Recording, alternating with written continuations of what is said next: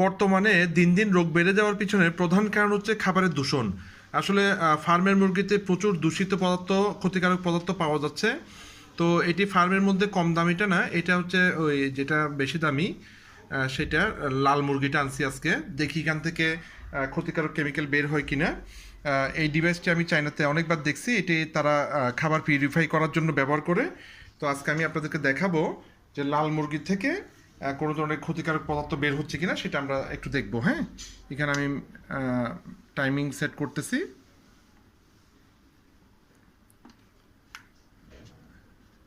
আমি দিলাম, স্টার্ট দিলাম। পরবর্তীতে আমি আপনাদেরকে দেখাবো যে টাইম শেষ হলে কী বের হচ্ছে। 20 মিনিট টাইমিং শেষ। তো আসলে এগুলো থেকে একটু কম বের হয়, তবুও দেখেন কি পরিমাণ কেমিক্যাল এখান থেকে বেরিয়েছে, সেটা আপনারা দেখেন তাহলে বুঝাবে। এই, হ্যাঁ, দেখেন, ঠিক আছে, হলুদ হলুদ দেখেন, ঠিক আছে, এগুলো মাংসের থেকে বেরিয়েছে একদম হলুদ হলুদ। হ্যাঁ, এইভাবে যদি কেমিক্যাল ফ্রি করে প্রতিদিন খাওয়া যায়, হ্যাঁ, তাহলে আপনার পরিবার নিরাপদে থাকতে পারবে, সুস্থ থাকতে পারবে।